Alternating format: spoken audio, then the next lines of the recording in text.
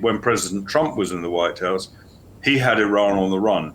He pulled out of the nuclear deal, which was totally flawed and which was designed actually to pave the path to nuclear weapons for Iran, which it did.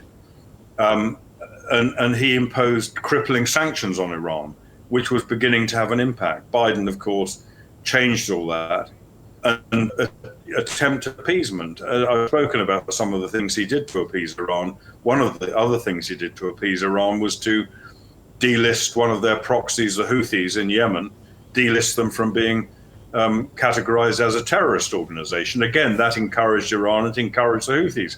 We're seeing the consequence of that today. One other factor that people ought to be aware of, I think, is the attitude and the effect on Arab countries in the Middle East. If you take Egypt, Jordan, Saudi Arabia, the UAE, other Arab countries as well, these have all strongly supported Israel during this war.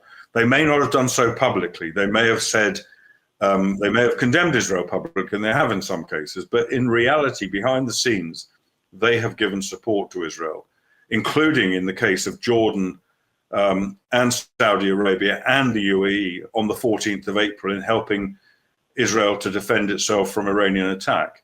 Why do they want Israel to succeed? They don't love Israel. They do recognize Israel as a source of strength in the region. They fear Hamas.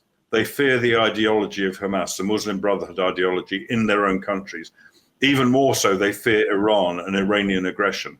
They see Israel as the bulwark against that aggression. They would like to see the United States as the bulwark against that aggression, but they're seeing the opposite.